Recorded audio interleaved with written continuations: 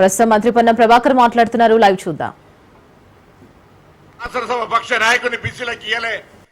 పాయల్ శంకర్ లాంటి సమర్థవంతమైనటువంటి బీజేపీ నాయకుడు ఉన్నా ఇవాళ మళ్ళీ అర్హత కలిగినటువంటి 4 పార్లమెంటు సభ్యులు అరవింద్ గారు, పండిత్ సంజయ్ గారు, ఈటల రాజేందర్ గారు, ఆర్ కృష్ణయ్య గారితో సహా రాజాసింగ్ గారు ఇవాళ బలహీన వర్గాల బిడ్డ పార్టీ నిర్ణయం మీద గొంతెత్తితే ఆయన రాజీనామా కూడా పార్టీ నుంచి ఆమోదింపజేసినటువంటి పార్టీ.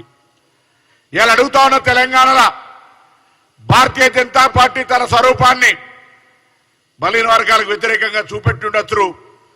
నేను బలహీన వర్గాలకు ఉన్నటువంటి బీజేపీలో ఉన్న నాయకత్వాన్ని కోరుతా ఉన్నా. నా మిత్రుడు విద్యార్థి నాయకుడు కాచం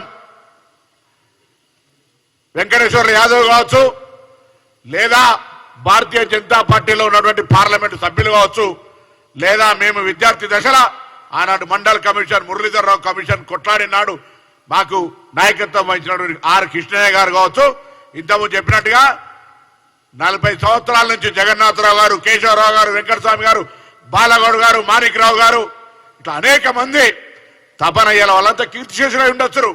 పెద్దలు ప్రత్యక్ష సాక్షిగా వారికి. అందుకే వయసు అందరికంటే పెద్దది. ఇప్పుడున్న రాజకీయ జీవితంలో మల్లికార్జున గారితో సహా ఉన్నటువంటి వయసున్న వ్యక్తి 2 చేతులెత్తి దండం పెడతా ఉన్నాడు. అర్థం చేసుకోండి. ఇంత పెద్ద కార్యక్రమం జరుగుతూ ఉంటుంటే రాజకీయ పార్టీలో ఉండొచ్చు మీరు, మీ పార్టీ ఒక ఇంట్రెస్టెడ్ మేము కాదనం, కానీ దానికంటే పెద్దది ఇలా సమాజంలో ఉన్నటువంటి అట్టడుగు వర్గాలకు సంబంధించిన బలహీన వర్గాల అభివృద్ధికి స్థానిక సంస్థల ప్రజాప్రతినిధుల ద్వారా రేపు చట్టసభల్లో ప్రవేశించేటువంటి వేదిక.